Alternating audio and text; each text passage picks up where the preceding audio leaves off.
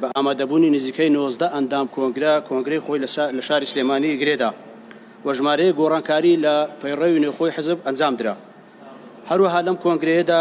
وێڕای داکۆچیکردن لەلایەن مامۆستا عەلی باپیر کە کەسێکی دیکە خۆی کاندید بکات بۆ کەسی یەکەمی حزب، بەڵام نەوەک بە زۆرینەی دەنجی ئەندامانی کۆنگرە، بەڵکو بە تێکڕای دەنجی ئەندامانی کۆنگرە مامۆستا عەلی باپیر بە کەسی یەکەمی کۆمەڵ هەڵبژێردرایەوە. بۆ ئەم مەبەستە ئەم کۆنگرەیەمان ئەنجامدا تا هەموو لە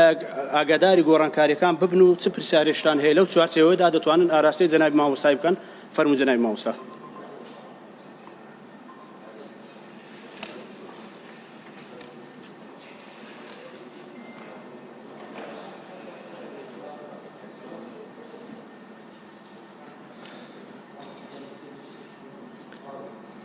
همولاك بخير بين بسم الله الرحمن الرحيم. الحمد لله وصلى الله تعالى وسلم وبارك على رسول الله محمد وآله المهتدين بهداه من الصحب والأزواج والقرابة والتابعين لهم بإحسان إلى يوم لقاء الله. برزان يمال هجدو نوزدي أمانجا كونغري شوارمي كومالي إسلامي من بەست بێگومان هەر کۆنگرەیەک کە دەبەسترێ لەلایەن هەر حیزب و ڕێکخراوێکەوە هەمیشە کۆنگرە و کۆبوونەوەکان و کۆنفراس وێستگەیەکن کە ئەو کۆمەڵە و خەڵکە تەماشای ڕابردووی خۆیان بکەنەوە، هەر هەڵە و پەڵە و کرچ و کاڵیەکیان هەبێت چارەسەری بکەن و سەرنج بدەنە داهاتووش هەر نەخشە و بەرنامەیەک پێویست بێ، هەر هەنگاوێک پێویست بێ بۆ داهاتوو بۆ بەرەو پێشچوون و گەشەکردن بەڕاوێژی هەموو لایەکیان بینێن. ئێمەم کۆنگرەی چوارەمی کۆمەڵی ئیسلامی پێشوو و کۆمەڵی دادگەری ئێستا ساڵێک بەسەر وادەی بەستنیدا تێپەڕی بوو، ئەویش بە هۆی بارودۆخی ناجێگیری لە ڕووی تەندروستیەوە لە هەرێمی کوردستان و ناوچەکەشدا. دواوە کە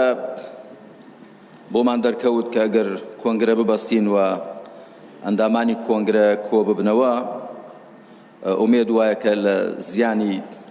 تەندروستی دوور بن کۆنگرەکەمان گرێدا. ئەم کۆنگرەی چوارەمە بە سێ قۆناغ بەسترا. قۆناغی یەکەم کۆبوون و گشتیەکان بوون کە نزیکەی 8,000 لە ئەندامانی کۆمەڵ تێیدا بەشدار بوون. دوایی کۆنفرانسە ناوچەیەکان بوون بە مەبەستی هەڵبژاردنی بەرپرسانی مەڵبەندەکان. ئێمە 12 مەڵبەندمان هەیە، 11 لە نێو هەرێمی کوردستانەوەکەیکیشان لە هەندەران،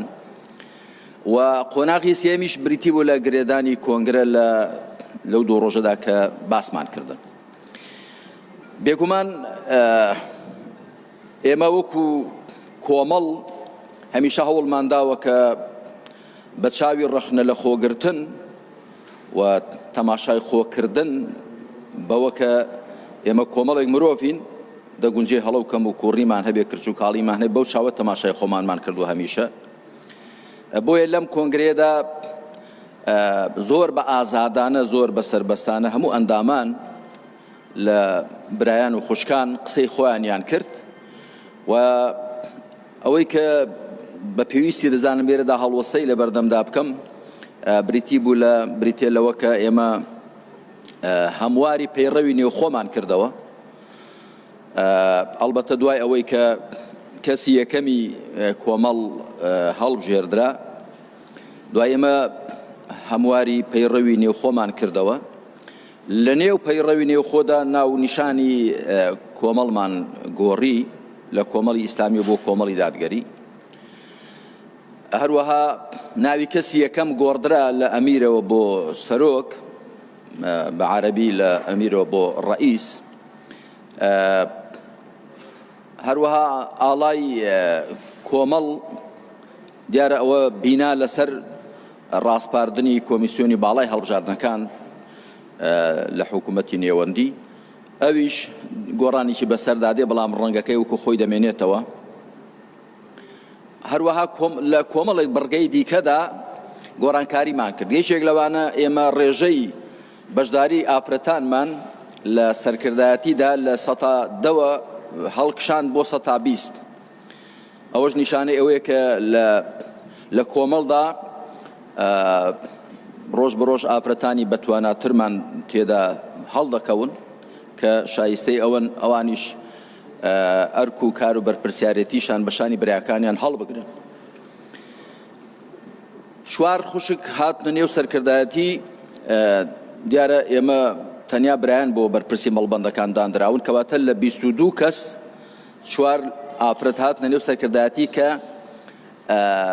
بەدەنجی خۆیان هاتن. یەکێک لەوانەیە کە بە پێویستی دەزانم تیشکێکی بخەمە سەر گۆڕینی ناو نیشانی کۆمەڵ بوو لە کۆمەڵی ئیسلامی بۆ کۆمەڵی دادگەری کە ئەوە کاردانەوەی جیاوازی بەدوا خۆی داهێنا.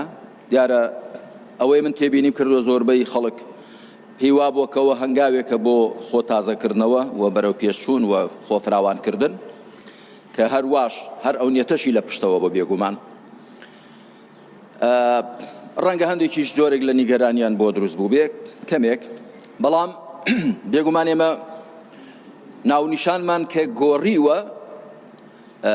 نێوەڕۆکمان لە ڕاستیدا نێوەڕۆک بەو واتایە کە ئێمە کار و کاروانێکی ئیسلامین پابەندین بە ئیسلامەوە و بە قورئان و سونەتەوە. بێگومان نێوەڕۆک وەک خۆیەتی بەڵکو هەوڵ دەدەین ئێمە پابەندیمان بە شەریعەت زیاتر کەین، چ لە بواری بووناسی و تێڕوانین و لە بواری ئیمان و عەقیدە و لە بواری پەرستشەکان و ڕەوشت و ئاکارەکان و هەڵوێستە سیاسیەکان. لێرە شۆ من دەمێ ڕای بگەێنم کە هەندێک کەس وا دەزانێت کە تۆ ئەگەر بتەوێ بکرێەوە بەڕووی کۆمەڵگادا بتەوێ باخەڵی خۆت فەراحترکەی سێبەری خۆت فراوانترکەی دەبێت دووری بگری لە ئیسلام، بەڵام بێگومان بە پێچەوانەوە ئەگەر ئێمە لە ئیسلام تێبگەین وەکو ئەو شەریعەتەی کە لە قورئان و سونەتدا بەرجەستەیە، ئێمە هەتا باشتر لە قورئان و لە ڕێبازی پێغەمبەر عەلەیهی سەڵات وسەلام کە شەریعەت لە هەردووشیان پێکدێ هەتا زیاتر لە شەریعەتی خوا تێبگەین، ئەمجا دەزانی کە ئەو شەریعەتە زیاتر فەرمانمان پێ دەکات بە کرانەوە، بە سەماحەت، بە تەبایی، بە پێکەوەژیان. هەروەها شەریعەت زیاتر فەرمانمان پێ دەکات بە لە خەندەک و لە سەنگەری مەزڵومان دابوون و وەستان لە بەرامبەری ستەمکاران و قۆرەخکاران و گەندەڵکاراندا. هەروەها شەریعەت فەرمانمان پێ دەکات بە زیاتر خۆڕازانەوە بە ڕەوشت و بەرزە جوانەکان و خۆبژارکردن لە خوو خدە خراپەکان. هەروەها شەریعەت زیاتر فەرمانمان پێ دەکات بە کار ئاسانیکردن بۆ کۆی پێکاتەکانی کۆمەڵگا بە تایبەت ئافرەتان. هەروەها شەریعەت فەرمانمان پێ دەکات بە هەرچی زیاتر کار لەسەر خۆکردن لە ڕووی زانستیەوە، لە ڕووی عەقڵ و هۆشەوە. هەموو دواندنەکانی خوای پەروەردگار لە قورئاندا لە 50 شوێن زیاتر خوا دەفەرمێ ئەم قورئانە بەرنامە و کتێبی خوایە، پەیامی خوایە بۆ کەسانێک کە بفامن، تێبگەن، بیر بکەنەوە. بۆیە من لێرەوە ڕای دەگەێنم کە ئەو گۆڕانکاریەمان کە کردووە لە ناو نیشاندا، هەروەها لە ناوی کەسی یەکەمدا، بە مەبەستیەوەی کە ئێمە دانەبڕێین لە خەڵک و کۆمەڵگای خۆمان. لە ڕابردوودا کە ناوی کۆمەڵی ئیسلامیمان لە خۆمان ناوە دیارە هەلومەرجەکەوەی خواستووە، ئێستا هەلومەرج گۆڕاوە. زانایکی پایەبەرزی وەکو ئەلقەرافی کتێبێکی هەیە بە ناوی الإحكام في تمييز الفتاوى من الأحكام وتصرفات القاضي والإمام، دەڵێ ئەو فتوى و حکمە شەرعیانەی لەسەر عورف و نەرێتێک بنیاد دەندرێن، هەر کاتێک عورف و با و نەرێتەکە گۆڕا دەبێت ئەو حکمانە بگۆڕێن. ئێمە کاتی خۆی ناوەمان لە خۆمان ناوە، هەلومەرجێکی تایبەت بووە. ئێستا هەلومەرجەکە گۆڕاوە، ئێمە ناوێکی دیکەمان لە خۆمان ناوە. و بێگومان لە ئیسلامدا ناو نیشان جێی سەرنج و جێی عیبرەت نییە، بەڵکو نێوەڕۆک جێی عیبرەتە. العبرة بالمحتويات والمضامين وليست بالأسماء والعناوين. ئێمە بەو پاشگەری ئیسلامی کە لامان بردۆ پاشگەری دادگەریمان لە شوێن داناوە، هر أومان كردو كخوا سبحانه وتعالى لآياتي بسبينج سورة الحديد دادا فرمي لقد أرسلنا رسولنا بالبينات وأنزلنا معهم الكتاب والميزان ليقوم الناس بالقسط. خوا فرمي بيغمبران من همويان بەڵگە ڕۆشنەکان و ناردوون کتێب و تەرازوشمان لەگەڵدا بەزاند و تاکو خەڵک بە دادگەری بەڕێوەبچن، دادگەری لە ڕووی نەتەوەیی، دادگەری لە ڕووی سیاسی، ئابووری، کۆمەڵایەتی، لە هەموو کایەکاندا هەموو پێغەمبەران عەلەیهیمو سەڵات وسەلام هاتوون دادگەری بچەسپێنن وەکو مامەڵەی مرۆڤەکان لە نێو خۆیاندا و هاتوون خوا بەیەکگرتن بچەسپێنن وەکو مامەڵەی مرۆڤەکان لە خزمەت خوادا، وەکو لە ئاەتی 25 سوورەتی ئەلئەنبیادا خوای متعال دەفەرمێ وما أرسلنا من قبلك من رسول إلا نوحي إليه أنه لا إله إلا أنا فاعبدون. لا بيشتو ده هيج بيغمبرك ما ناردو مگر بيمان راگەیاندووە وحیمان بۆ ناردووە کە جگە لە من هیچ پەرستراوی دیکەنین تەنیا بەندایەتی بۆ من بکەن. هەروەها ئێمە ویستمان بەو گۆڕانکاری کە کردمان ترس و سڵەمینەوەی کەسانێکیش بڕەوێنینەوە، هەروەها باجدانی بێجێ لە کۆڵ خۆمان بکەینەوە. ئەنجا وەکو لە کۆنگرە باسم کرد ئەگەر کەسێک لە ڕووی جوغرافیەوە لە هەرێمی کوردستان ئەولاتر ببینێ، لە ڕووی کاتەوە لەم کاتە بەولاوەتر ببینێ، بێگومان دەزانێت کە ئێمە هەڵوێستێکی و هەنگاوێکی ڕێک و ڕاستمان ناوە، چونکە کەسانێکی زۆر هەن ناونیشانی ئیسلامی لیان بۆتە مۆرچێک کە خەڵک وای تێدەگا واتە توندڕەوی واتە پەڕگیری. کۆمەڵێک لایەنی ئیسلامی هەن لە هەندێک لە وڵاتانی ئیسلامیدا کە ئەو پاشگیریان هەیە و هەندێک هەڵوێست و کردەوەیان کردوون کە لە شەریعەتدا جێی نابێتەوە. جا ئێمە بۆچی بەهۆی ئەو پاشگیرەوە باجی هەڵەی ئەوانە بدەین، یاخو بۆچی دۆسیەی خۆمان لەگەڵ دۆسیەی ئەواندا تێکەڵکەین. هەروەها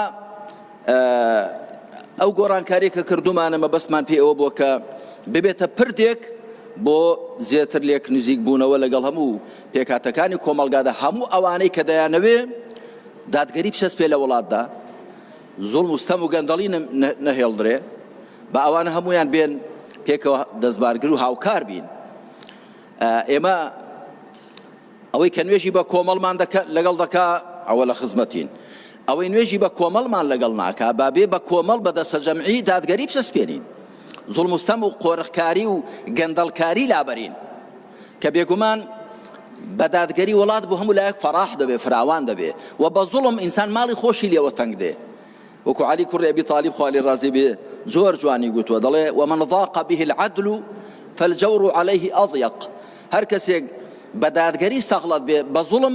سەغڵەتتر دەبێ. بە تەئکید بە دادگەری سیاسی، ئابووری، کۆمەڵایەتی، بە دادگەری وڵات فەراح دەبێ، بەرەکەت دەکەوێتە وڵاتەوە. بەڵام بە زوڵم و ستەم و قۆرخکاری و چینایەتی و قڕ و پڕی هەموو کەس وەزعی تێک دەچێ. وەخوا سبحانه وتعالى لە قورئاندا زۆر بەڕوونی ڕایگەیاندووە کە زوڵم و ستەم دەبێتە هۆی لە بیخهێنان و لە بیخەڵکەندن و کۆتایی پێهێنانی کۆمەلگایەکان، وەکو دەفەرمێ وەکەم قەسەمنا من قەڕیەة كانت ظالمة. زۆر ئاوەدانیمان لە بین بردن چونکە خەڵکەکە ستەمکار بوون. هەروەها دەفەرمێ وما كنا مهلكي القرى إلا وأهلها ظالمون. ئێمە ئاوەدانیەکان وڵاتەکان لە بین نابین مەگەر خەڵکەکەیان ستەمکار بێ. ومێدمان وایە کە ئەو گۆڕانکاری کە کردومانە دەواازەیەک بێت بۆ زیاتر نزیک بوونەوە لە هەموو لایەنە سیاسیەکان لە کۆی پێکهاتەکان، بە تایبەت لەو کەسانەی کە چاوەڕێی ئەوەن دادگەری لەم وڵاتەدا زیاتر بچەسپێ و زوڵم و ستەم کۆتایی پێبێ، قۆرخکاری و گەندەڵی کۆتایی پێبێ، کە بێگومان خوا ئەم وڵاتەی داناوە ئەو بژی و ڕزق و ڕۆزەی تێیدا داناوە بۆ هەمووانی داناوە، نەک بۆ چەند کەسێک، نەک بۆ چەند ماڵێک، نەک بۆ حیزبێک، بەڵکو خوا بۆ هەمووان نیعمەتەکانی داناون. بۆیە حاڵەتی شەرعی و حاڵەتی منطقی و لۆژیکی ئەوەیە هەموو هاوڵاتیانی وڵاتێک لە نیعمەت و خێروبێرەکانی ئەو وڵاتەدا بەهرەمەند بن. ئەوەش عەدالەتە، ئەوە دادگەریە، ئەوەیە کە پێویستە هەمومان هەوڵ دەین بۆ چەسپاندنی. هەڵبەتە دادگەری وێڕای ڕەهەندی مادی و ئابووری، ڕەهەندی معنەویش دەگرێتەوە، ڕەهەندی کۆمەڵایەتی، ڕەهەندی ئەخلاقی، هەموو ڕەهەندەکان دەگرێتەوە بە هیوای ئەوە کە بە هەموو لایەک بتوانین هەرچی زیاتر دادگەری لە وڵاتی خۆماندا بچەسپێنین کە بێگومان هەمومان لە سایەی و لە سێبەری دادگەریدا بەهرەمەند دەبین، هەمووشمان لە زوڵم و ستەم زەرەرمەندین، بەر لە هەموو کەس ئەوانەی کە ستەم دەکەن لە زوڵمەکەی خۆیان زەرەرمەندن. ئەمە کورتەی و خلاصەی ئەوە بوو کە ویستم ئاراستەی ئەوەی بەڕێزی بکەم.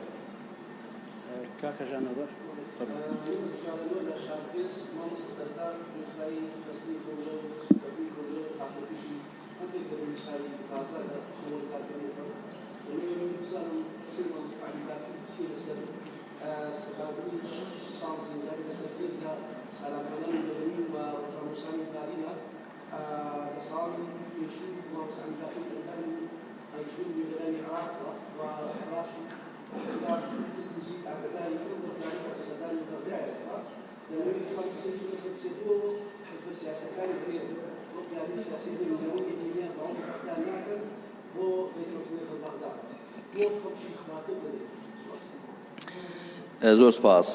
بەنسبەت سەپاندنی سزای 6 ساڵ بەسەر هەر کەسێکدا ئەگەر بە دادگایکردنێکی عادیلانە بێ و ڕۆشن بێ و ئەو کەسە کە تۆمەتبار کراوە و سزا دراوە بەکردەوە ئەوەی کە پێی تۆمەتبار کراوە کردبێتی و سزایەکەی ئەوە بێ، ئەوە بێگومان کەس گلەی نییە. بەڵام بەپێی زانیاری من نازان بەنسبەت ئەو کەسانەوە، بەڵام بەپێی زانیاری من بەداخەوە لەم وڵاتەدا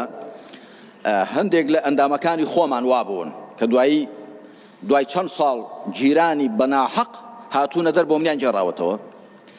کە هەبووە بە زۆری اعترافیان پێ کردووە بە هەڕەشە لێکردن و هەبووە گەیاندویانەتە ئاقاری مردن. ئەمجا گوتوێتی کاکە چیتان لێم دەوێت؟ گوتوانە ئەومان بۆ ئیمزاکە. گوتوێتی کاکە هەرچی بێن ئیمزای دەکەم. ئەوە بە تەئکید بە پێی شەریعەت و بە پێی عەقڵ و مەنتیق و پێی یاسا نێودەوڵەتیەکان ئیعتراف و پێلێنانێک بە زۆر وەرگیراوێکی ئیعتیباری پێ ناکرێت. جا ئەگەر ئەو دادگایکردنە بینا لەسەر وەکو بیستومە بینا لەسەر ئیعتراف و دان پێداهێنانی بە زۆر بێ، بێگومانی هیچ ئیعتیباری نییە. و من پێم وایە ئەوەی پاکە بێ باکە بۆ حرمەت و ئیعتیباری ئەم قەوارە سیاسی ئێمە بەدەسەڵاتی دادوەریەوە و بە پەرلەمانیش و بە حکوومەتیشیە وا باشترە کەسێک خەتایەک دەکا هەڵەیەک دەکا بهێندرێ خۆی پێ لە هەڵەکەی خۆی بنێ و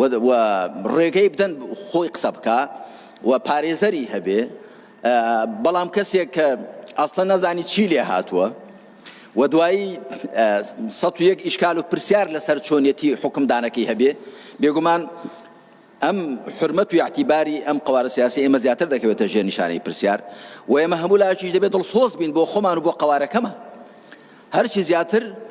نیشانەی پرسیاری لێ دوورخەینەوە، هەرچی زیاتر عیب و عاری لێ دوورخەینەوە. بەنسبەت ئەوەی بەغدا ئەوەی حاڵی بۆم گوتت بۆچی ناگەنە ئەنجام؟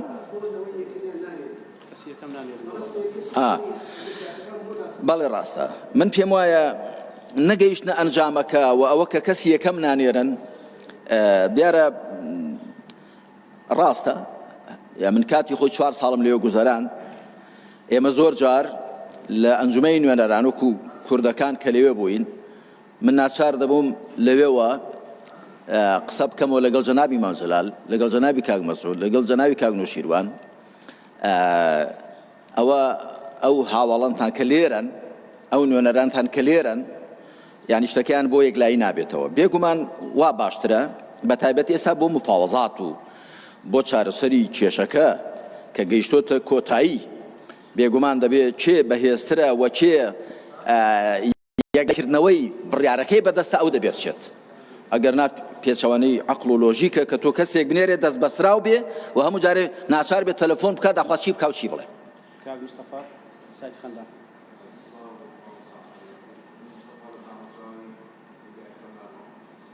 بەخێر بێ.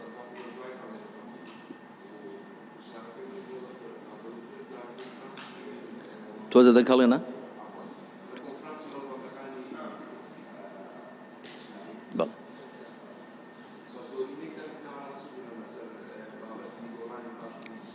بەڵێ. بەڵێ.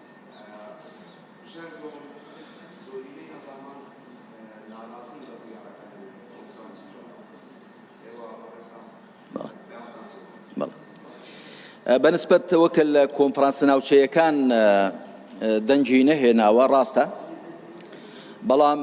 بەندە ئەو بیرۆکەیم هەبوو نەک ئێستاش لە کۆنگرەی پێشووشدا هەر هەم بوو بەڵام کۆنگرەی پێشوو هەندێشتمان خستە دەنگەوە نەک ناوی گۆڕینی ناو و نیشانی حیزب بەڵکو کەسی یەکەم و هەندێشتی دیکەمان خستە دەنگەوە دەنگی نەهێنا و من ئەم جارە لەم کۆنگرەی چواردا گوتم لە یادتانە هەندێشتم پێشنیار کرد دەنگی نەهێنا خۆشم زویر نەکرد گوتیان بەڵێ ڕاستە لە کۆنفرانسەکاندا دەنگی نەهێنا بەڵام من ئەو بیرۆکەیم هەبوو دەشیان زانی و من لە کۆنفرانسەکاندا گوتم کۆنفرانسەکان بە شێوەی ئاسایی خۆیان چکە بۆ هەڵبژاردننی بەرپرسی مەڵبەند بوو و بۆ تاوتوێکردنی پەیڕەوی نێوخۆش بوو بەڵام من بە سەرکردایەتیم گوت من وەکو ئەندامێکی کۆنگرە هەرچەندە ئەو کاتە پێشنیارەکەم کرد وەکو سەرۆکی کۆمەڵیش کردم بەڵام وەکو ئەندامێکی کۆنگرە حەقی خۆمە منیش پێشنیارێکم هەیە دەیکەم ئیدی کە پێشنیارەکەم کرد دیارە زۆربەی هەرە زۆری ئەوە ڕاست نییە کە دەڵێن بەڵکو 553 کەس 555 کەس لەوانەی کە لە هۆڵەکەدا بوون کە ڕەنگە دەوری 700 کەسێک 750 کەسێک بوو 123 کەس بێتەوە یادم معارض بوون بەڵام 553 کەس ڕایان لەگەڵدا بوو و ئەوەش کە گوتراوە زۆر بە پیان ناخۆشە نەخێوان نییە بەڵێ هەندێک زۆرێک لە نیگەرانیان هەیە زۆرێک لە هەستیاریان هەیە ئەوە شتێکی منطیقیە شتێکی چاوەڕوان کراوە هەر گۆڕانکاریە کە دەبێ هەندێک ڕەنگە پیان باش نەبێ و ئەمە هەڵوێستی ئەوانیشمان بە ڕێز و حورمەتەوە وەرگرتووە ئەوانیش هەر براو خوشی خۆمانن دڵسۆزن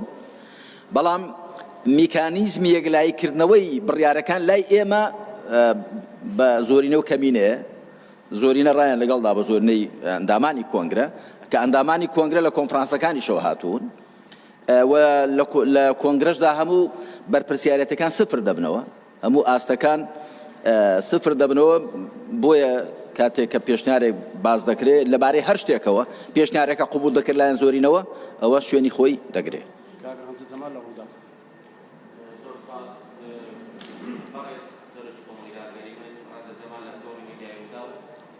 خێر بێت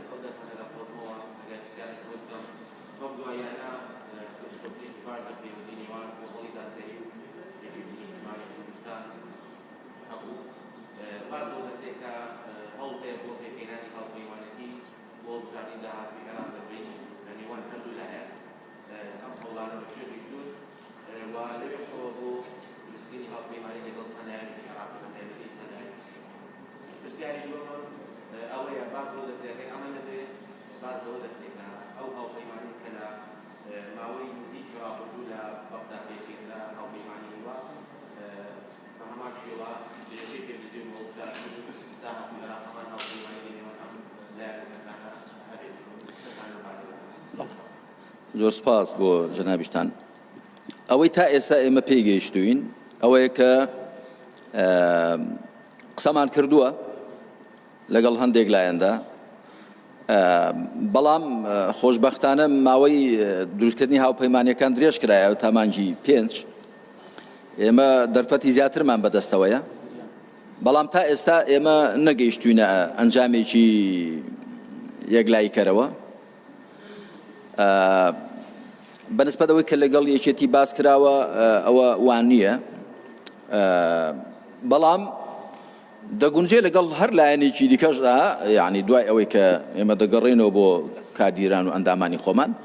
یعنی ئەو شتێکی واریدە بەڵام لەگەڵ یەکێتیدا شتێک بڕیاردرابێ نەخێر ئەوە ڕاست نییە و بەنسبەت ئەوەی هاوپەیمانی هیوا ئەوە بەنسبەت بەغداوەیە پێم وانییە ئەوە ڕێککەوێ بگونجێ کە ئەو هاوپەیمانێتیە یعنی جێگرەوەی هەموو ئەو لایەنە سیاسیانە بکە پێچیان هێناوە ئەوەش پێم وایە وارد نییە لەم ئێستادا بەڵام دیارە زیاتر بۆ کاری ئەوەیە و بۆ ئەوەیە کە لەگەڵ ڕێزمدا ئەوانەی لەلایەنی پارتیویەتیەوە گوێیان بۆ نەگیراوە و بایەخیان پێ نەدراوە و بیرۆڕاکانیان وەرنەگیراون ئەوانش بخوان سەریان پێکەوە ناوە و بۆچوونێکی خۆیانیان هەیە و پێشنیاری خۆیانیان هەیە و هەڵوێستی خۆیانیان هەیە و حەقی خۆشیانە وەکو پەرلەمانتار لەوێ ئەوانەش دیارە بەڵکو هەر کەسێک بە تەنیاش حەقی خۆیەتی چ جای 15 پەرلەمانتار کۆبنەوە لە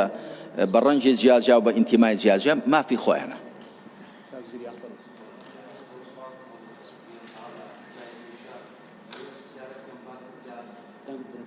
ئەدەنگ هەڵێنە ئەگەر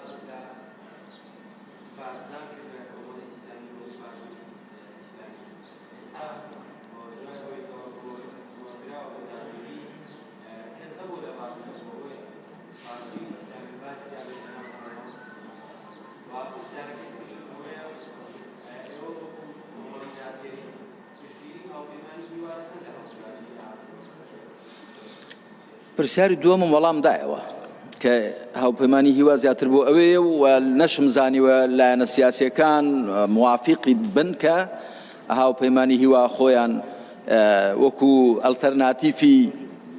حیزبەکان لەوێ خۆیان تەڕەحکەن بەنسبەت ئەوە کە ئایا کەس باجی داوە ئێمە بێگومان کەسانێک گیراون کاتی خۆی هەر بە تۆمەتی وەکە ئیسلامین من ئەندامێکی خۆمان کە لەلایەن یەکێک لەو دوو حیزبانەی کە ئەم وڵاتە بەڕێوە دەبەن گیرا بووە هاتەوە دوایی کە گیرا بوو ئەشکەنجە درابوو چەند ساڵ مایەوە گوتم تۆ تۆمەتت چی بوو تێوەڵا کە گرتیانم هەردەم گوکا کە من تۆمەتم چیم کردووە گوتیان وڵا تۆ لە مزگەوت زۆر ماویەوە و نوێژی سونەتت کردووە پێش فەرزەکان و دوای فەرزەکان دیتم جا خۆ ئەوە خۆ ڕێپێدراوە تی ڕاستە بەڵام نازانی لای ئێمە بنچینەیەکمان داناوە بنچینەکە چییە؟ وتیاڵە بنچینەکەوەی نوێژی کەمتر سەلامەتی زیاتر بەڵێ ئێمە بازی ئەومان داوە بەڵام ئێمە لەبەرەوە کە لێرە باش دەدەین لەسەر ئیسلامی بوون و خۆمان ئەو پاشگرەمان لا نەبردو بەڵکو لەبەرەوە حکمەتانی کە باسم کردن ئەگەر نا کەسێک مسلمان بێ دەبێ ئامادە بێ هەموو بازێکدا لەسەر مسلمانەتی خۆی ئەلبەتە من حەز دەکەم ینی پێم خۆشە حکومڕانانی ئەم وڵاتە ماڵ لە ماڵخۆ حرام نەکەن لە نێو میلەتێکی مسلماندا نابێ شوێن کەوتنی ئیسلام و نوێژ و تاعەت و چاکەکاری و ڕوو لە خواکردن قەدەغە بکرێ و پێچەوانەی ئەوانە ڕەوا بکرێ چونکە دڵنیا بن میلەتێک گەنج و لاوەکانی بە کوڕ و کچەوە ڕوو لە خوا بن و هاموشەی مزگەوت بکەن و پابند بن بە شەریعەتەوە لە هەموو ڕێکەوە سەلامەتتر دەبن لە ڕووی تەندروستی لە ڕووی ئەخلاقی لە ڕووی دنیا و قیامەت بەڵام کۆمەلگایە گەنجەکانی بەرەو هەڵدێری ڕەوشتی خراپ و عادەتی خراپ و تریاک کێشان و نێرگە لە کێشان بچن کۆمەلگایە گەنجەکانی وابن ومێدی خێری لێ ناکری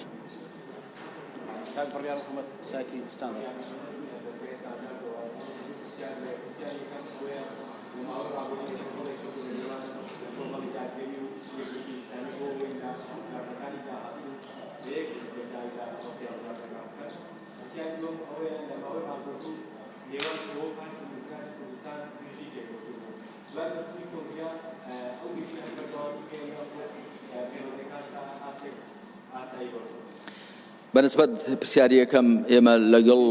یەکگرتووی ئیسلامی ڕاستە قسە و باسمان بووە و ئێستاش قسە و باس هەر هەیە مادەماوەکەشی درێژ کراوە تۆ دەتوانین بە نەفەسی درێژ قسە لەبارەوە بکەین بەنسبەت پەیوەندیمان لەگەڵ پارتی ئێمە پێمان وایە لەلایەنی پارتیەوە ڕەنگە بارگرژیەکە دروست کرابێ ئەگەرنا ئێمە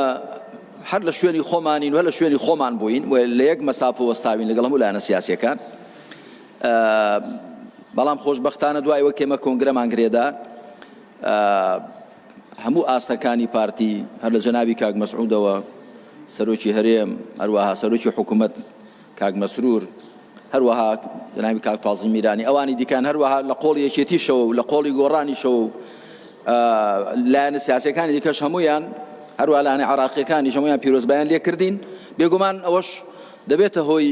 ئەوە کە پەیوەندیەکە ئینشاڵڵا ئاسایی بێتەوە ئێمە بەڵێ ئۆپۆزیسیۆنین بەڵام ئێمە دوژمنی کەس نین دژمنی حکوومەت نین زۆر جار گوتومانە ئێمە ئۆپۆزیسیۆنین واتە ڕەخنەی دڵسۆزانە و بنیادکەرانە بنیادنەرانە دەگرین لە وڵاتە دەمانەوێت حکوومەت لە هەڵە و کەم و کوڕی و گەندەڵی دوور بێ دەمانەوێت کە حرمەت و اعتیباری ئەم قەوارە سیاسیەمان زیاتر پارێزراو بێ ومێدەم وایە کە هەمووان بەو ئاڕاستەدا بڕۆین و هەمووشمان بێگومان بۆ ئەم وڵاتە پێویستین و هیچ کەسمان لێ زیاد نییە بە تایبەت لەم ڕۆژگاری پڕقەیراناوی و پڕتەحەدیاتەی کە هەرێمەکەمان ڕوبەڕووی دەبێتەوە زیاتر پێویستیمان بە لێک نزیکی و تەبایی و دەستبار بەوەی دیگرتن هەیە. کاگارام سەردار دۆڕی میدیای خەڵک قارەمان قادر کەناڵی ئاسمانی کەرکووک تەسەسول بەناو تەسەسول فەرمو کاگیش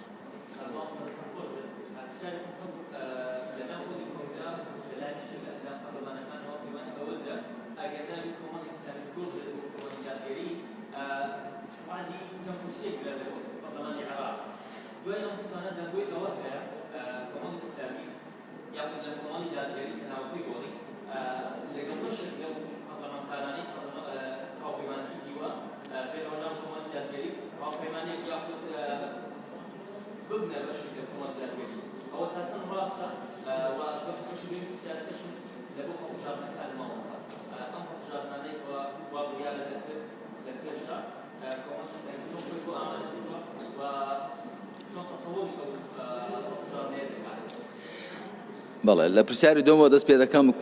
کۆمەڵی دادگەری باشی خۆ بۆ ئامادە کردووە و ئێستاش سەرگەرمی خۆ ئامادەکردنین. بەنسبەت پرسیار یەکەمیشتەوە ئێمە بەنسبەت بەرەو ڕووچوونی ئەم هەڵبژاردنە هەموو ئەگەرەکانمان لە بەردەمدا مافی خۆمان لەگەڵ هەر کەسێ قسە بکەین بە شێوەیەک لە شێوەکان پێکەوە تەنسیخ بکەین بە شێوەیەک لە شێوەکان هاوکار و دەستبارگری یەکدی بین بە شێوەی حیزبێکی سیاسی بە شێوەی چەند تاچێک بە شێوەی چەند کەسێک بێگومان ئێمە کارمان لەسەر ئەوانە کردووە کاری زیاتریش دەکەین وەکو گوتم ئێستاش کە ماوەکەی درێژ کراوەتەوە دەرفەتی باشترمان لە بەردەمدا هەیە. فەرمان سادق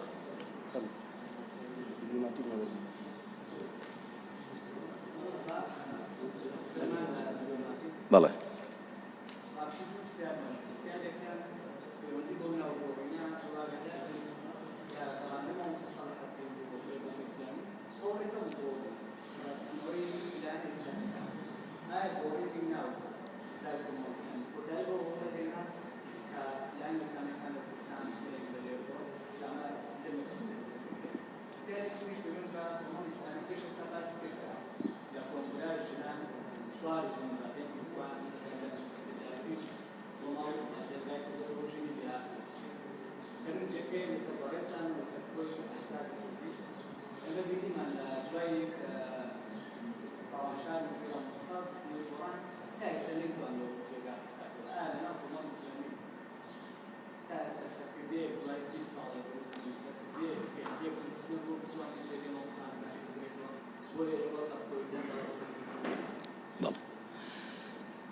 بەنسبەت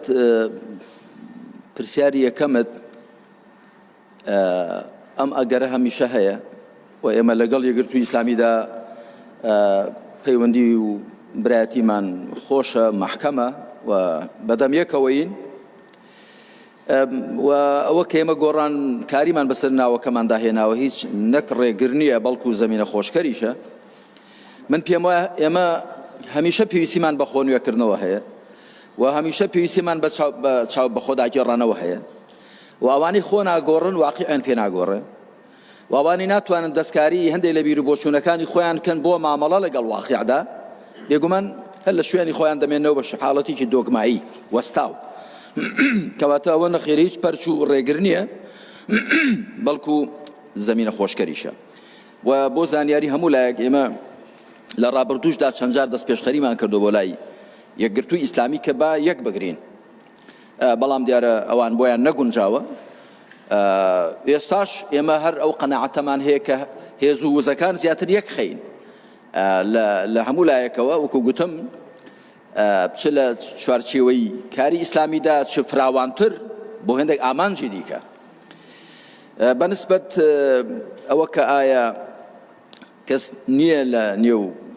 کۆمەڵی دادگەریدا شوێنی فڵان کەس بگرێتەوە دەڵێن با و پێشم گوتن لە کۆنگرە و زۆر داوام لێکردن کە یەکێکی دی لە شوێنی من و خەڵکمان هەیە بەڵگەشمەوە کە ئێمە 15 ساڵ لەمە و پێش ئەو کاتە من ماوەی 2 ساڵ نزیکەی 2 ساڵ لەلایەن ئەمریکاوە گیرام کۆمەڵی ئیسلامی توانی کارەکانی خۆی بەڕێوە بەرێ و قیادەیەکمان هەبوو و دوایی هەندێک لە برادرانی بەرپرسی ئەم وڵاتە گوتیان فڵان کەس پیاوت لە دوای خۆت بەجێهێشت بوون کارەکەیان بەڕێوە بردووە من پێم وایە کە دوای 15 ساڵە ئێستا تواناکان زیاتریش بوون بەڵام بەوە قەناعەتی خەڵکە و بەڕاستی منیش پێم گوتن بە ئەندامانی کۆنگرە گوتم خۆمتان لەسەر گران ناکەم و ئێستاش وە نەبێ کاتێکی زۆر فەڕەحنایی بێ تنگانەیە بەنسبەت هەرێم و عێراق و ناوچەکەوە لەبەر خۆمتان لەسەر گران ناکەم بڵم هەر نایکەم و مەرجتان لەسەر دابنێم بەڵام پێم خۆشە یەکێکی دیکە دابنێن و منیش هەر لەگەڵ کار و کاروانەکەم بەڵام دیارەکە ئەوان قەناعەتیان وابوو بە یەکدەنگ بە پێویستیان زانی لەم قۆناغەشدا من ببێنمەوە منیش بێدڵی ئەوانم نەکرد. سپاس.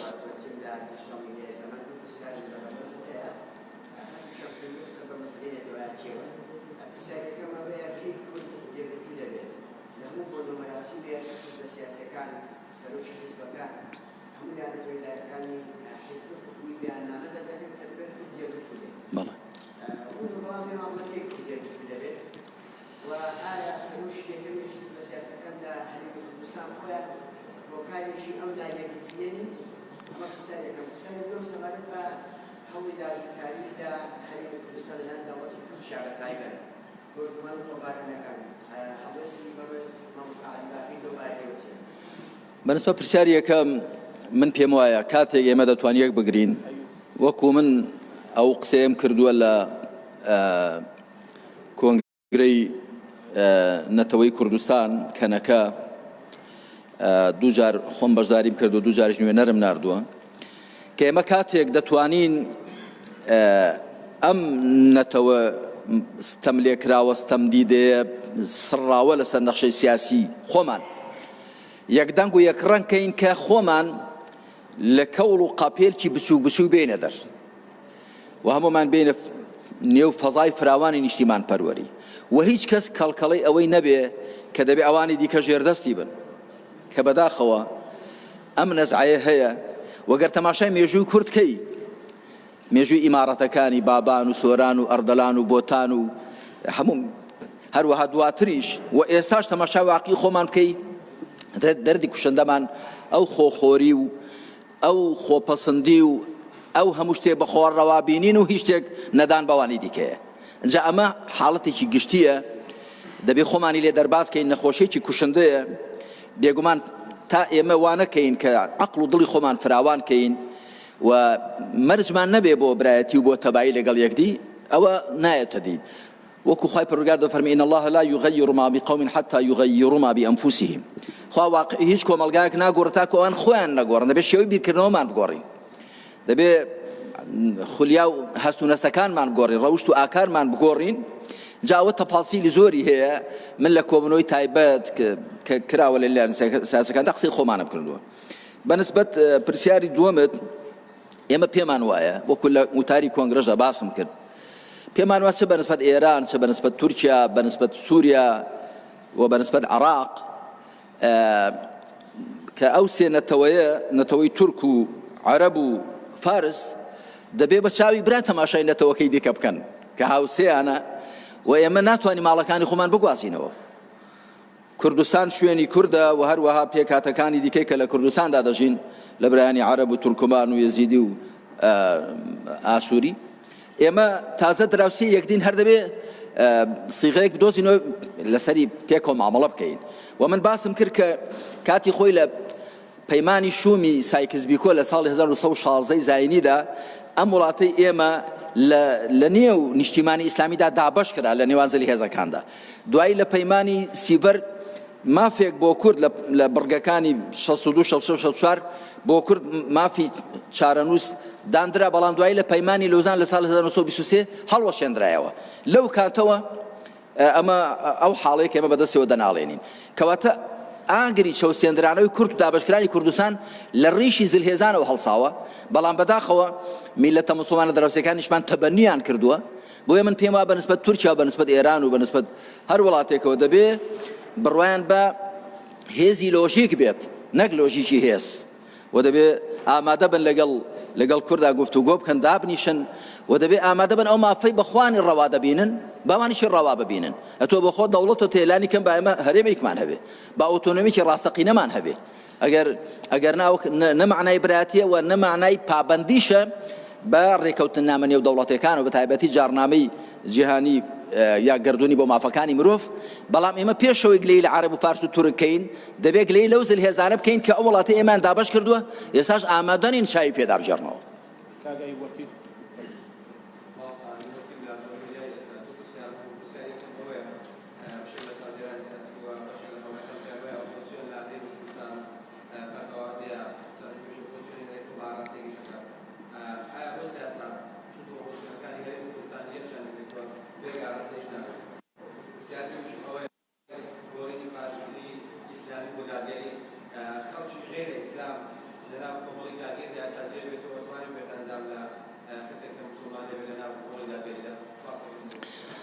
سپاس بەنسبە پرسیاری یەکەم ئۆپۆزیسیۆن پرژ و بڵاوە ڕاستە بەڵام کۆمەڵک هۆکاری هەن هۆکاری خودی و هۆکاری بابەتی ئێمە لەگەڵ ئەو لایەنە سیاسیانێک کە پێکەوە ئۆپۆزیسیۆن بووین قسە و باسمان بەڵام هەر کامێک لەوانە گەر لێی بۆڵیەوە بەلای منەوە ڕەنگە هەڵەی کردبێ بەڵام ڕەنگە خۆیان پاسا و بیانوێکی خۆیانیان هەبێ بە هەر حاڵە واقعەکە کە ئێستا ئۆپۆزیسیۆن ئەو تۆکمەی و خڕوپڕێ نییە کە پێویستە بەڵام ئێمە هەوڵ دەدەین خوا پشتیوان بێ زیاتر ڕیزەکانی ئۆپۆزیسیۆن یەک خەینەوە لێکیان نزیک خەینەوە و وەکو گوتم پێویستە ئێمە نەفەسی ئۆپۆزیسیۆنیش نەفەسێکی شەرعی و نەفەسێکی واقعی بێت ئێمە کاتی خۆی هەندێک کەس ئۆپۆزیسیۆن بوون بەڵام بەو نەفەسەی کە حکوومەت بڕوخێنن ئۆپۆزیسیۆن بوون بەڵام سەقفی داواکاریەکانی خەڵکیان زۆر پێ هەڵابرد دوایش لەگەڵ واقعدا نەگونجا ئێمە پێمان وایە کە دەبێ دڵسۆز بین بۆ ئەم قەوارە سیاسی خۆمان ڕەخنە لە حکوومەت دەگرین بەڵام نامانەوێت ناشرینیکەینی بێڕوخێنی بەڵکو دەمانەوێت کەم و کوڕەکانی چارەسەرکەین حکوومەتیش دەبێت بۆ چاوت بزانێت بەو چاوت تەماشاکە بەداخەوە ئێمە لەم وڵاتەدا نە حکوومەت فێر بۆ مامەڵەی ڕاست و دروست لەگەڵ ئۆپۆزیسیۆن بکە نە ئۆپۆزیسیۆنیش بەگشتی دەڵم هەڵبەتە کاتی خۆی من دەمگوت ئێمە دەبێت بەپێی ئەو ئاەتەی خوای پەروەردگار مامەڵە بکەین وئیذا قلتم فاعدلوا ئەگەر قسەتان کرد دادگەرانە قسە بکەن ئەگەر وەزیرێک شتێکی باشی کرد دەستخۆشی لێ بکەین دەیانگو نەخێر ئۆپۆزیسیۆن هەر دەبێت ڕەخنە بگرێ ئەیکتم ئەگەر شتی باش کرا تیان لە شتی باشیش نابێت دانی پێدابێنی کە منەوە پێم وایە نەگونجاوە و بێئینسافیە و لەگەڵ منطقی قورئاندا تێک دەگیرێ هەمیشە قورئانیش لەگەڵ زگماک و عەقڵی سەلیمدا دەگونجێ وەزیرێک شتێکی باش دەکا بەڕێوەبەرێکی گشتی شتێکی باش دەکا دەستخۆشی لێ دەکەن بۆی چوار کەسێکە تەماشای ئەو بکەن و خۆشی لەسەر ئەو چاکەی کە کردوێتی زیاتر هاندراو بێ بەنسبەت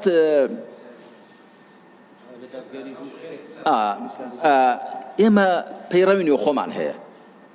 و پێش پەیڕەوی خۆ ئێمە کاتی خۆی کە کۆمەڵی ئیسلامیمان بنیاتنا 25 خاڵمان نووسین کە بەندە نووسینی 25 بنەمای شەرعی ئەوەی کە بینیوتانە گەنا پێم خۆشە بیان بێنن و ئێمە دوو جار شەرحمان لەسەر کردوون ئێمە بە پێی پەیڕەوی نوێ خۆ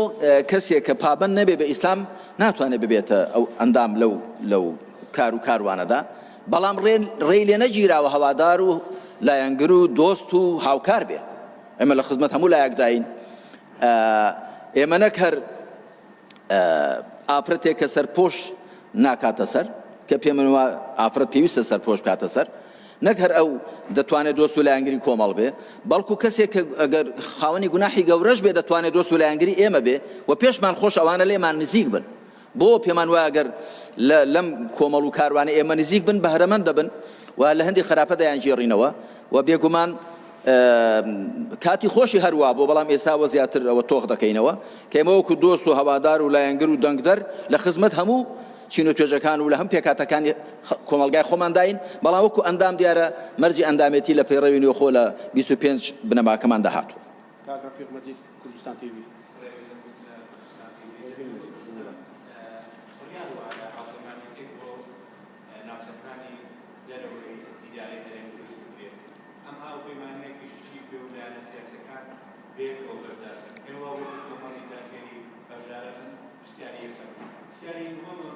ماوەی ڕابردوو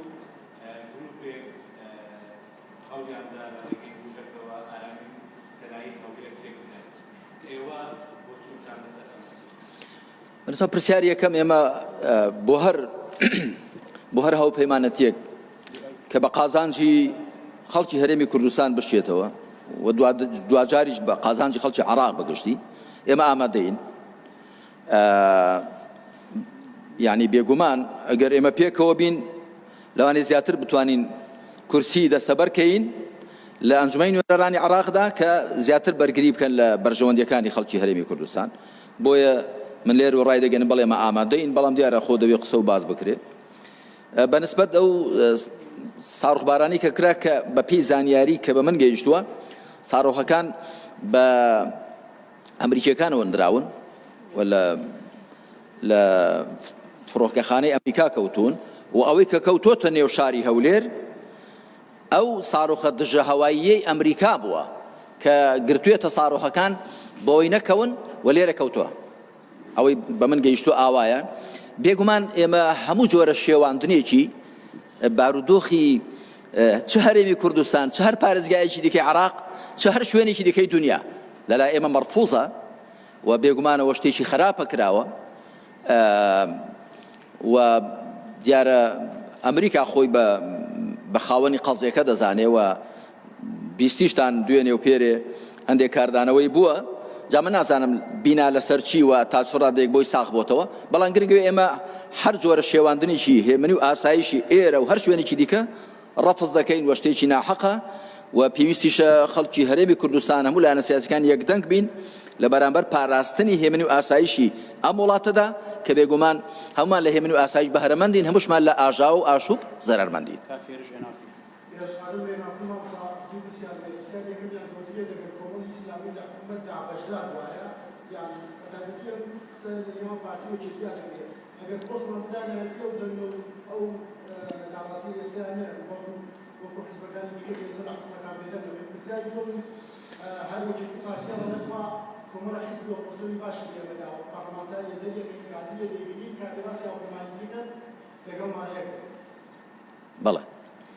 بەڵێ کاکە هێرشجیان بەنسبەت پرسیاری یەکەم من جەنابیشت و هەموو بینەران و بیسەرانی بەڕێزیش دڵنیا دەکەمەوە کە کۆمەڵ ئیسلامی کۆمەڵێک مەبدە و پرانسیپی هەیە کە لە قورئان و سونەت و شەریعەتەوە هەڵی هێنراون. یەکێک لەوانە ئەوەیە کە دەبێت ئەم وڵاتە دادگەری تێدا بێ، دەبێت قۆرخکاری و گەندەڵی و خۆسەپاندنی تێدا کۆتایی بێ. ئێمە کاتی خۆی لەگەڵەوە بەرامدا کە داوایان لێ دەکردین بەشداربین گوتمان ئێمە مەرجمان هەیە و مەرجەکانی ئێمەش بەڕاستی وەکو هێندێک لایەن نەبوون کە دوایی بە مەرجیشی بگرین و دوایش پێ و پابەن نەبین. ئەمە بەڕاشکاوی پێت بڵێم و ئێمە نەکرد ئەم جارە لەو کابینەی ئەم جارە کە بەشدار نەبووین. ئێمە لە کابینەکانی پێشێک کە بە دووسێ وەزیر بەشدار بووین، ئێمە لە ڕەخنەگرنی خۆمان نەوەستاوین. یەکێک لەو ڕەخنانی لە ئێمەیان دەگردان گوت ئێوە لە حکوومەتدان ڕەخنەش دەگرن، ئێدەمان گوت خۆ بۆ مەرجە لە حکوومەتدا نەبووین دەمی خۆمان ببەستین. آخر تۆ گەندەڵی هەیە،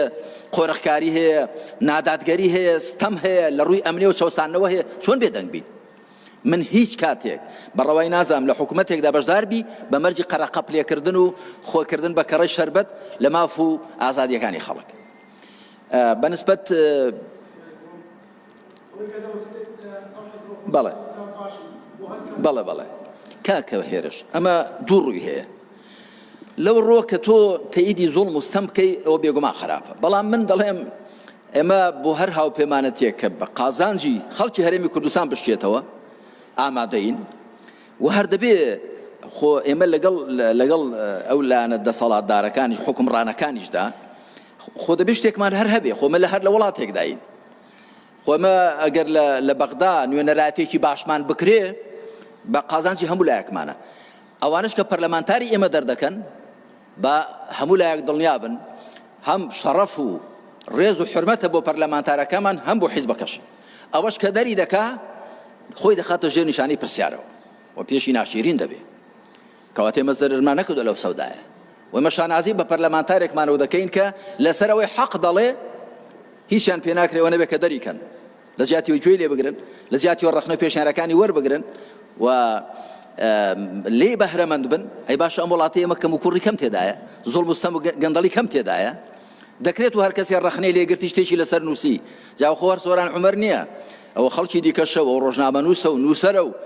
ڕاگایەدرکارە و هەر کەسێ ڕەخنەی گرت و هەر کەسێک تێبینیی خستە ڕوو بەدڵت نەبوو بە جۆرێک مامەڵی لەگەڵدا بکەی وەکو بە چاوی دوژمن تەماشای بکەی بێگومان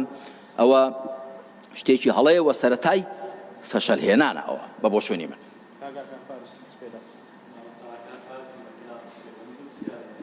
یان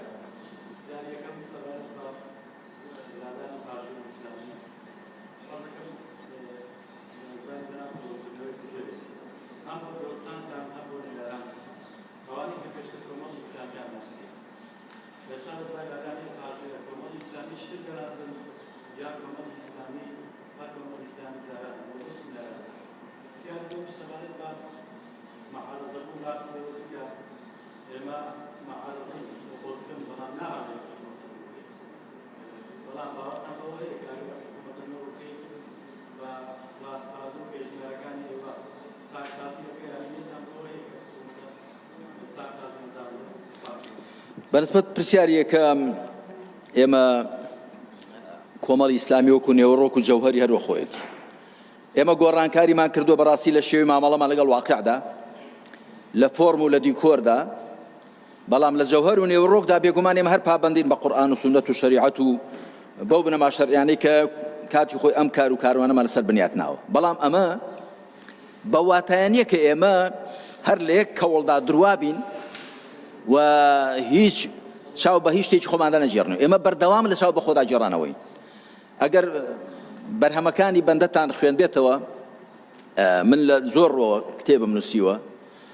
ئیسلام و دەوڵەتداری 4 بەرگە خواپەرستی ئیسلامی 4 بەرگە ئیمان و عەقیدەی ئیسلامی لە ڕووی هونەر و لە ڕووی ئەدەب و لە ڕووی یاد و بۆنەکان و لە زۆر ڕۆ من هەمیشە خۆم زیاتر تێدە فکرم تەماشا دەکەم لێ دەکۆڵمەوە و جاری وهەیە دەگەمە ڕایەکە ئەم پێشتر ڕایەکەم هەڵبژاردووە ئێستا ئەو ڕایەم پێ بەهێزترە ئێمە هەمیشە لە چاو بە خۆدا جێڕانەوەدا دەبین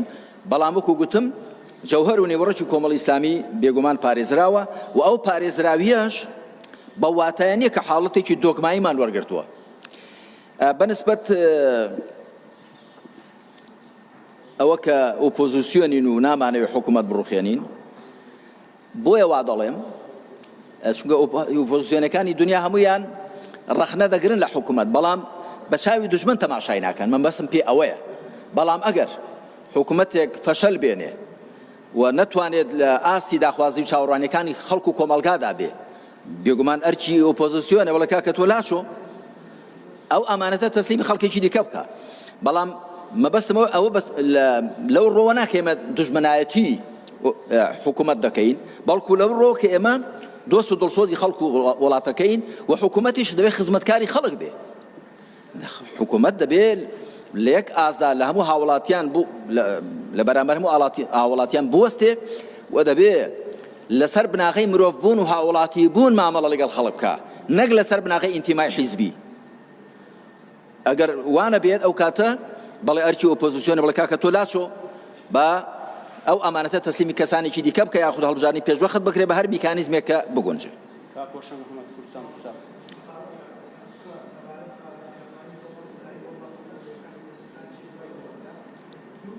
مافەچی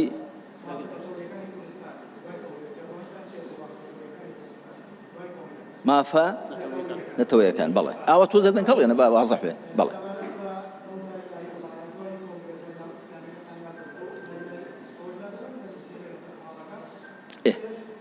جاب دوو بەس نییە پێش وتمیشی پرسیارێ بکەم بەڵێ کەسە باشە فەرموو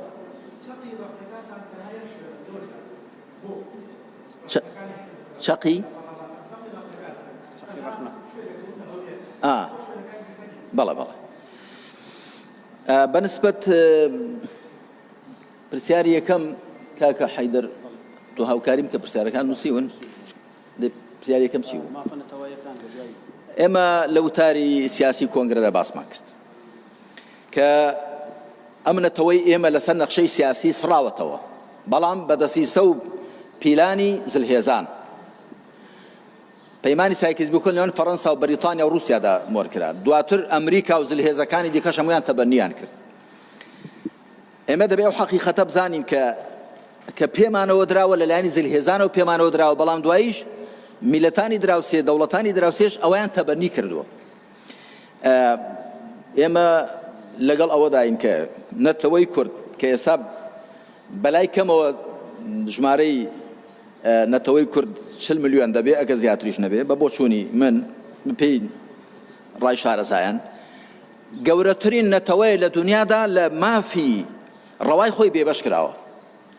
خۆی پەروەردگار کە دەفەرمێ وەجعلناکم شعوبا وقبائل لتعارفوا کردومانن بە چەند گەلێک و چەند تیرەیەک تاکو پێک ئاشنا بن پێکەوە هاوکار بن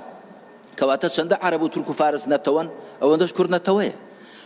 هەر مافێک ئەو هەیەتی ئێمەش هەمانە بەڵام کە لە مافەکەمان بێبەشکران پێویستە ئەو مافەی خۆمان بزانین و بە دواشی دابچین و هەوڵیشی بۆ بدەین بۆ دەسەبەرکردنی پرسیاری دووەم ئەمە لە کۆمیسیۆنی باڵای هەڵبژاردنەکان لە بەغدا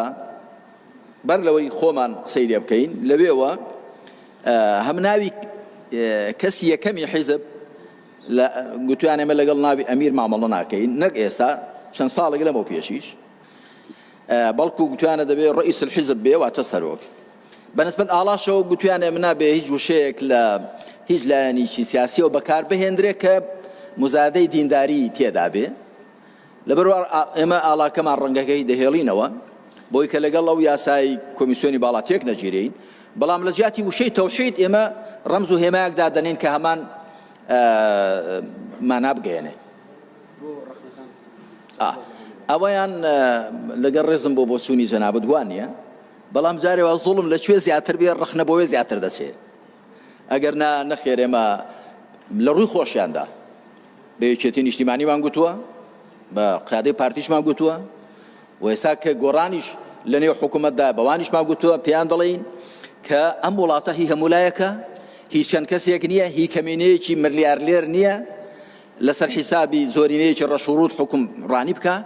بەڵام چێ دەسەڵاتی زیاترە و چێ قەڵەباڵغی زیاتری هەیە بە هەر هۆکارێک بەو قەڵەباڵغی کە دروست بووە و چێ زیاتر بە ناوی هەرێمەوە حکم دەکا بێگومان و چێ زیاتر وارداتی ئەم وڵاتەی بەدەستە ئەوە دیارە ڕەخنەکان زیاتر ڕوولەو دەکەن ئەگەر نانەخێر ئێمە زۆر جار گوتومانە و ڕەنگە یەکێتی شیمای لەو بارەوە گلەیشیان لێ کردوین گوتوانێ هەروەکو یەکمان گوتمان لە هەندێک ڕۆکو یەکن پێکەوە وڵاتەتان ئیدارەداوە لە ماوەی 30 ساڵی ڕابردوودا بەڵام لە هەندێک شتدا یەکێتی نیشتیمانی کراوەترە ئەوە خاڵەکە بۆ حساب دەکرێت لە هەندێک شتدا یەکێتی چای بەخۆی داجێڕاوەتەوە بۆی حساب دەکرێت لە شتێکی دەکەدا پارتی باشتر بێ بۆی حساب دەکرێت بەڵام بێگومان هەردووکیان بەرپرسیارن لە بەرامبەر ئەم دۆخەدا کە ئێستا ئەم هەرێمەیە پێی گەیشتووە و لە مامەڵەیان لەگەڵ بەغدادا کە ئێستا ئێمە تووشی چەقبەز بووین لەگەڵ بەغدادا و ئومێدم وایە ئەو چەقبەزە زوو کۆتایی پێبێ و چی دی خەڵکی هەرێمی کوردستان بە 4 مانگ جارێ موچەیەک وەرنەگرن ئێوەش دەستان خۆش بێ هەموو لایەکتان بەخێر بێن